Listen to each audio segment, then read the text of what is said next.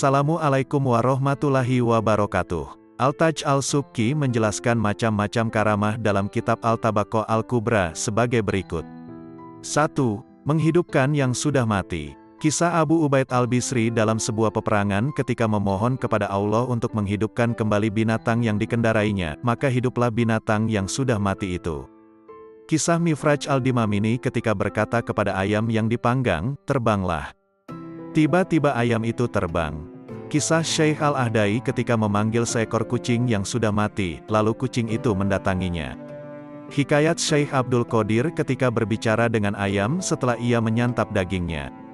Bangunlah dengan izin Allah, zat yang menghidupkan tulang-tulang yang remuk. Tiba-tiba ayam itu bangkit kembali. Kisah Syekh Abu Yusuf Al-Dahmani ketika mendatangi sesosok mayat, ia berkata, "Bangkitlah." Dengan izin Allah, lalu mayat itu berdiri dan hidup kembali dalam waktu yang cukup lama. Kisah Syekh Zainuddin Al-Faruqi Al-Syafi'i, guru besar Syam, yang diriwayatkan oleh Al-Subki bahwa di rumah Syekh Zainuddin, ada anak kecil yang jatuh dari atap lalu meninggal. Syekh Zainuddin kemudian berdoa kepada Allah, sampai akhirnya anak tersebut hidup kembali. Riwayat Syekh Fatuddin Yahya, putra Syekh Zainuddin Al-Subki selanjutnya berkata, "Tidak ada cara untuk menghitung cerita-cerita seperti ini karena banyaknya. Tetapi saya atau mungkin juga orang lain belum yakin bahwa seorang wali bisa menghidupkan orang yang sudah lama mati dan telah menjadi tulang belulang, kemudian mayat itu hidup untuk waktu lama. Hal ini belum pernah kami temui dan saya tidak percaya hal itu bisa dilakukan oleh seorang wali, tetapi tidak diragukan bahwa kejadian semacam itu pernah dilakukan oleh nabi-nabi. Hal ini bisa terjadi melalui mukjizat bukan dengan karamah. Seorang nabi sebelum tertutupnya pintu kenabian, bisa menghidupkan umat yang telah hancur beberapa abad, kemudian mereka hidup kembali untuk waktu lama. Saya tidak percaya bahwa wali bisa menghidupkan Imam Syafi'i atau Imam Abu Hanifah, lalu keduanya hidup dalam waktu lama sebelum wali tersebut wafat, atau bahkan hanya untuk waktu singkat, dan mereka bisa bergaul dengan orang yang hidup sebagaimana mereka bergaul sebelum wafat. 2. Dapat berbicara dengan orang mati. Karamah ini lebih banyak terjadi dibandingkan karamah sebelumnya. Misalnya kisah tentang Abu Said Al-Harazi, Syekh Abdul Qadir, dan golongan wali setelah mereka yakni beberapa guru Syekh Imam Al-Walid, ayahanda dari Imam Taqiyuddin Al-Subki. 3. Membelah dan mengeringkan laut, serta berjalan di atas air. Karamah ini sering terjadi. Syekhul Islam dan pemimpin kaum Mutaakhirin, Taqiyuddin bin Daqiqil Id juga telah mengalami hal ini. 4. Merubah benda-benda. Diceritakan bahwa Syekh Isa Al-Hattar Al-Yamani pernah didatangi utusan seseorang yang mengolok-oloknya, dengan membawa 2 bejana penuh arak. Kemudian Syekh Isa menuangkan arak dari salah satu bejana ke wadah lainnya, dan Syekh berkata kepada murid-muridnya, "Dengan menyebut nama Allah, makanlah." Mereka lalu memakannya dan tiba-tiba arak itu berubah menjadi mentega, dan tidak terlihat sedikit pun warna maupun aroma arak. Banyak orang menceritakan kisah semacam ini. 5. Melipat jarak bumi. Diceritakan bahwa beberapa wali berkumpul di Masjid Tarsus, mereka ingin sekali mengunjungi Masjidil Haram. Mereka kemudian memasukkan kepala ke dalam saku masing-masing. Ketika kepala mereka dikeluarkan, mereka sudah sampai di Masjidil Haram. Hikayat-hikayat semacam ini sampai kepada kita dengan jalan mutawatir, tidak ada yang mengingkarinya, kecuali para pendusta. 6. Berbicara dengan benda mati dan binatang. Tidak diragukan hal ini sering terjadi. Diceritakan bahwa Ibrahim bin Adham memanggil sebatang pohon delima ketika ingin sekali memakannya. Ia memakannya, mulanya buahnya kecil, tetapi kemudian memanjang. Dan yang mulanya asam, menjadi manis. Peristiwa ini terjadi 2 kali dalam setahun. 7. Menyembuhkan berbagai macam penyakit. Al-Sari menceritakan bahwa ia pernah bertemu dengan seorang laki-laki di sebuah gunung yang dapat menyembuhkan cacat sebagian anggota badan, buta, dan penyakit lain. Diceritakan pula kisah Syekh Abdul Qadir ketika berkata kepada seorang bocah yang lumpuh, buta, dan sakit lepra, bangunlah dengan izin Allah. Akhirnya bocah tersebut bangun tanpa kesulitan. 8. Menundukkan binatang. Seperti hikayat Abu Said bin Abu Hair al-Mihani yang menundukkan singa dan hikayat Ibrahim al-Hawash. Juga kemampuan menundukkan benda mati seperti hikayat Syekhul Islam Izzuddin bin Abdussalam yang menundukkan angin dalam peristiwa Al-Faranji. Angin, bawalah mereka. 9. Melipat waktu. 10. Membentangkan waktu. Dua macam karamah di atas sulit dipahami, dan lebih baik kita menyerahkan pemahamannya kepada para ulama. Hikayat-hikayat tentang keduanya cukup banyak. 11. Terkabulnya doa. Karamah macam ini sering terjadi dan kita juga sering menyaksikannya. 12. Mengendalikan lisan ketika berkata dan fasih bicaranya. 13. Memikat hati dalam majelis hingga mempengaruhi akhir keputusan yang diambil. 14. Memberitahukan dan menyingkap hal-hal gaib. Karamah ini merupakan tingkatan yang melampaui batas pengetahuan kita. 15. Sabar atas ketiadaan makanan dan minuman dalam waktu yang cukup lama. 16. Menangani perubahan musim. Banyak orang menceritakan bahwa ada wali yang selalu diikuti hujan, di antaranya Syekh Abdul Abbas Al-Shatir dari kelompok ulama mutaakhirin yang pernah menjual hujan dengan harga beberapa dirham. Banyak hikayat tentang karamah semacam ini, sehingga tidak ada alasan untuk mengingkarinya. 17. Mampu memperoleh banyak makanan. 18. Terjaga dari memakan makanan haram. Diceritakan bahwa Al-Haris Al-Muhasibi mampu mencium aroma panas makanan yang haram, sehingga ia tidak jadi memakannya. Ada yang mengatakan tubuhnya bergerak-gerak jika menemukan makanan haram. Syekh Abu Abbas Al-Mursi juga memiliki kemampuan serupa. 19. Melihat tempat yang jauh dari belakang hijab. Sebagaimana diceritakan bahwa Syekh Abu Ishaq Al-Shirazi mampu melihat Ka'bah, padahal ia sedang berada di Baghdad. 20. Ditakuti. Orang yang menyaksikannya secara langsung bisa meninggal seperti sahabat Abu Yazid Al-Bustami, atau menjadi tidak berkutik di hadapannya, atau mengaku bahwa ia menyembunyikan sesuatu darinya, dan lain-lain. 21. Allah mencegah kejahatan yang akan menimpa seorang wali dan mengubahnya menjadi kebaikan, seperti yang terjadi antara Imam Syafi'i dan Khalifah Harun al-Rasyid. 22. Menampakkan diri dalam bentuk yang berbeda-beda. Dalam istilah Sufi disebut alam mitsal, dunia penyerupaan.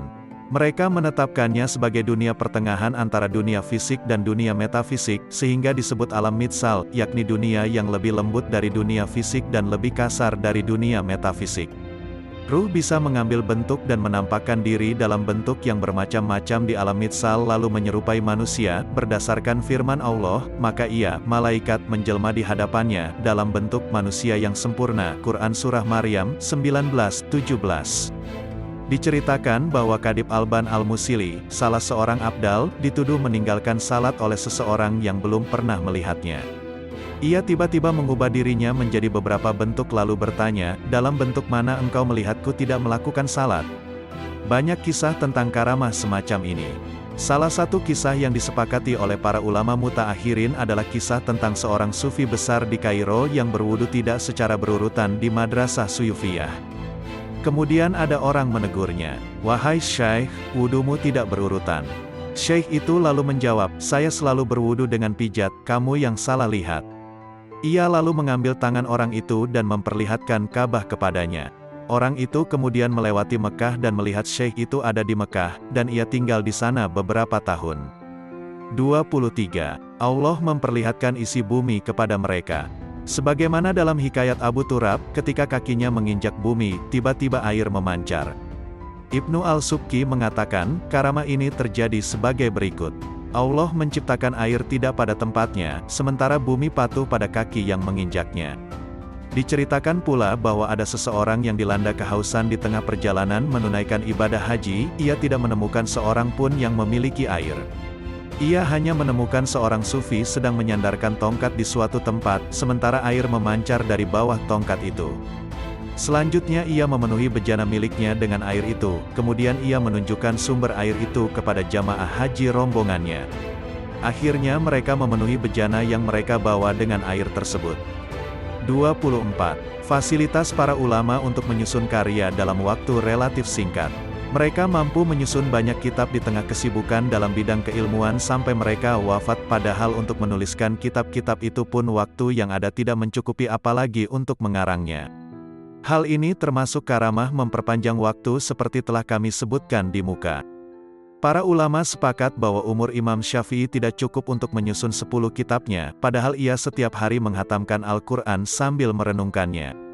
Dan setiap bulan Ramadan ia hatam 2 kali sehari, padahal ia sibuk mengajar, memberi fatwa, berpikir dan berzikir, serta terkadang tertimpa sakit karena ia terkena 1 atau 2 penyakit atau lebih, dan mungkin ia terkena 30 macam penyakit.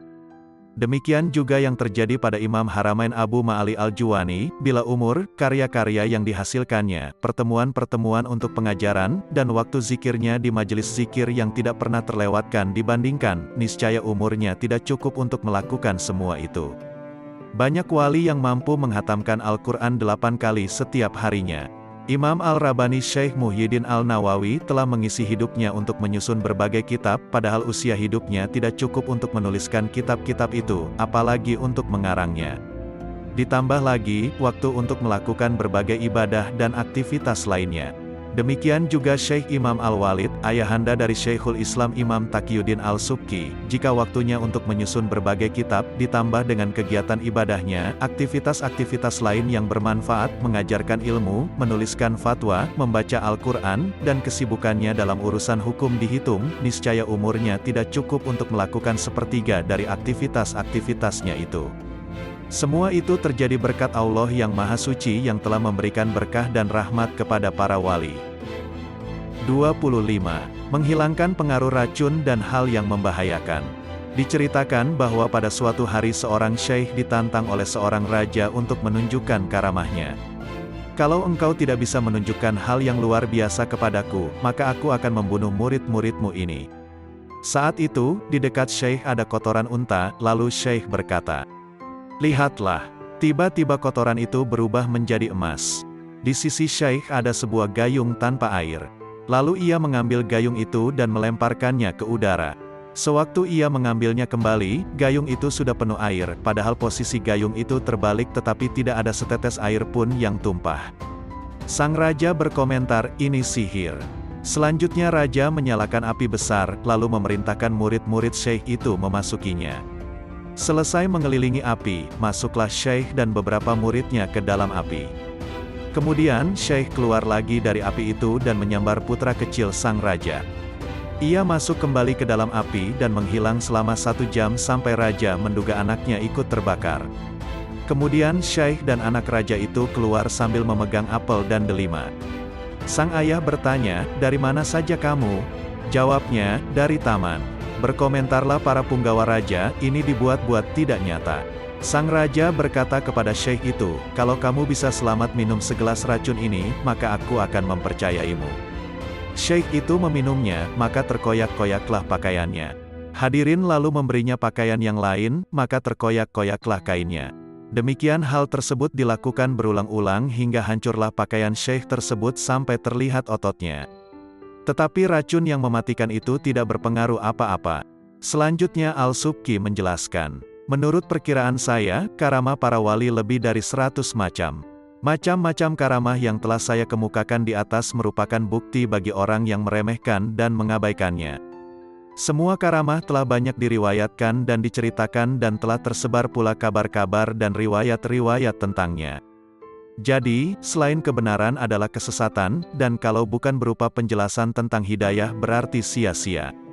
Orang yang setuju tidak menyerah begitu saja, tetapi selalu meminta kepada Tuhannya untuk menghubungkannya dengan orang-orang yang saleh.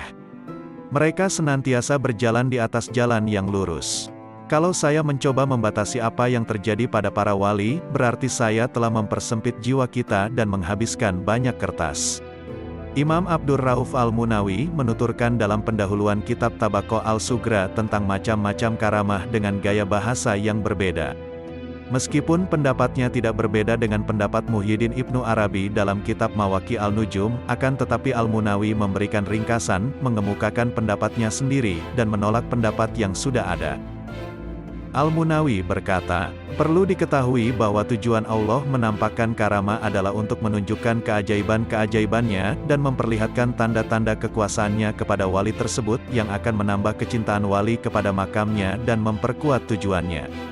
Sebagaimana firman Allah, agar kami perlihatkan kepadanya sebagian dari tanda-tanda kebesaran kami, Quran Surah Al-Isra 17:1. Maksudnya adalah, ketika seorang wali telah menaati Allah dan Rasul-Nya, maka Allah akan memberikan karamah kepadanya seperti kemampuan untuk mengetahui orang yang akan datang dari jarak jauh, atau melalui hijab yang tebal, melihat Ka'bah dari tempat yang jauh, menyaksikan alam gaib, dan hal-hal luar biasa lainnya seperti yang dialami Nabi, sebagai penghormatan bagi orang yang mengikuti dan mencintainya. Ia juga bisa menyaksikan alam malakut seperti malaikat, alam jabarut seperti jin, dan alam ruh seperti abdal dan autad. Para malaikat adalah makhluk yang difirmankan Allah sebagai, mereka bertasbih malam dan siang tiada hentinya, Quran Surah Al-Anbiya 21:20. Apa anggapanmu terhadap orang yang menjadi teman para malaikat yang tidak pernah lalai? Ia pasti orang yang selalu berzikir dan merenungi kekurangan dirinya dengan melakukan berbagai ketaatan untuk mendapatkan posisi yang tinggi, dan menyaksikan musyahadah yang maha agung dan mulia, dan teman yang menyelamatkan dari kejahatan. Adapun alam ruhani bisa disaksikan oleh setiap orang yang memiliki sifat seperti malaikat yang teguh dan sungguh-sungguh menaati perintah Allah, dan memiliki sifat-sifat yang sempurna seperti Nabi Khidir dan lain-lain. Tidakkah kau lihat Ibrahim Al-Khawas ketika bertemu dengan Khidir, ia menjadikan pertemuan itu sebagai bentuk penghormatan. Lalu ia bertanya kepada Khidir, bagaimana aku bisa melihat engkau? Khidir menjawab, itu karena kebaikanmu terhadap ibumu. Masih menurut Al-Munawi, pertemuan dengan makhluk-makhluk Allah yang mulia harus kita yakini sebagai perhatian Allah kepada kita, karena Allah lah yang telah mempertemukan kita dengan makhluknya yang taat. Dan Hawash, yaitu makhluk yang dia cintai dan mereka mencintainya. Tidak akan sengsara orang yang menjadi teman mereka karena mereka adalah orang-orang yang telah terlepas dari unsur-unsur tanah, dan keluar dari kejelekan-kejelekan sifat manusia. Cahaya perlindungan Allah telah mematangkan sifat-sifat ketanahan mereka yang baik, terberkati, lurus, dan bercampur dengan sifat-sifat yang lembut, lalu mengeluarkan mereka dari asal mula mereka untuk mencapai alam yang tinggi. Sehingga pada akhirnya, kebiasaan-kebiasaan mereka menjadi luar biasa. Bila manusia memiliki sifat-sifat malaikat, maka ia akan keluar dari kebiasaan manusia dan muncul darinya keajaiban seperti yang dimiliki malaikat hasil dari musyahadatnya.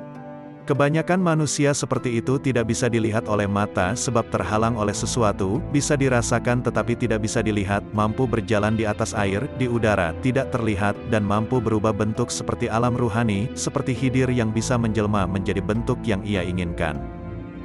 Al-Munawi menjelaskan lagi, ketahuilah bahwa manusia bisa berpindah dari menyaksikan alam malakut yang ada di luar dirinya untuk melihat kondisi alam khusus tersebut. Melihat di sini artinya terbuka mata batinnya hingga tersingkaplah baginya rahasia hakikat, dan tampaklah cahaya yang suci, yakni tersingkapnya selubung hati sehingga maksud-maksud ilahiyah dan rahasia-rahasia hakikat menjadi jelas. Hal itu menjelma dalam cermin imajinasi penglihatan sehingga mata batin bisa melihatnya, yang pada akhirnya tampak kepadanya hal-hal gaib dan apa yang tersembunyi dalam hati. Ketika hijab penghalang mata hati telah tersingkap dan tutupnya telah terbuka, maka orang akan mampu mengetahui getaran-getaran hati yang baik dan yang buruk. Oleh karena itu, ketika seorang wali mau, niscaya ia bisa menunjukkan kemampuannya itu, dan apabila tidak dia akan menutupinya sesuai kondisi, waktu, dan kemaslahatan. Berdasarkan hal ini, ada sebagian wali yang mampu menyingkap hal-hal gaib, dan sebagian lain mampu menandai sifat-sifat orang lain dalam cermin hatinya karena kesuciannya. Hal itu terjadi untuk orang yang melepaskan keinginan-keinginan duniawi. Dan ketika ia menemukan keinginan yang tidak sesuai dengan makamnya, maka ia tahu bahwa itu adalah keinginan orang-orang yang ada di hadapannya. Sebagian wali tidak mengetahui itu keinginan siapa, maka ia berbicara tentang fitur-fitur orang yang sesuai dengan keinginan tersebut. Dan sebagian lagi mengetahui siapa yang menginginkannya, sehingga langsung menyatakannya kepada orang yang dimaksud. Pangkal pengetahuannya adalah bahwa pada dasarnya antara hati itu ada hubungan. Bila terlintas dalam hati syaikh atau murid sesuatu yang jelek, maka muncullah asap yang membentuk awan gelap dalam hati syaikh. Bila Syekh sedang berhadapan dengan orang yang memiliki keinginan jelek, maka asapnya semakin tebal, dan saat ia memalingkan wajah darinya maka asap itu menghilang. Bila terlintas sesuatu yang baik, maka asap itu menjadi asap yang lembut dan berbau harum di hidungnya. Kondisi itu terjadi ketika orang yang menginginkannya ada di hadapannya. Bila tidak ada, maka seperti anggota makrifat yang berdiam diri di sebuah masjid, dan pada saat yang sama keluarganya atau orang lain menginginkan makanan tertentu. Tiba-tiba makanan itu ada di hadapannya, padahal ia tidak menginginkannya. Tahulah ia bahwa ia tidak menginginkan makanan itu untuk dirinya, maka ia memberikan dan mengirimkannya kepada orang yang menginginkannya. Termasuk kategori mukasyafah yang halus adalah terbesitnya suatu keinginan dalam hati seorang wali, lalu di bajunya muncullah tanda bahwa keinginannya itu diperintahkan atau dilarang oleh Allah. Sebagaimana yang dialami Abu Madian ketika ingin menceraikan istrinya, Abu Abbas Al-Hasyab melihat tulisan di baju Syekh Abu Madian, "Pertahankan istrimu." Dan seperti yang dialami Ibnu Arabi ketika sibuk menyusun sebuah kitab, ada yang berkata, "Tulislah bab yang sulit dipahami ini." Setelah itu, ia tidak tahu apa yang akan dituliskannya dan bingung sesaat. Setelah kebingungannya hilang, ia melihat papan bertangkai yang bercahaya di hadapannya, di atasnya ada tulisan hijau bercahaya, kemudian papan itu hilang.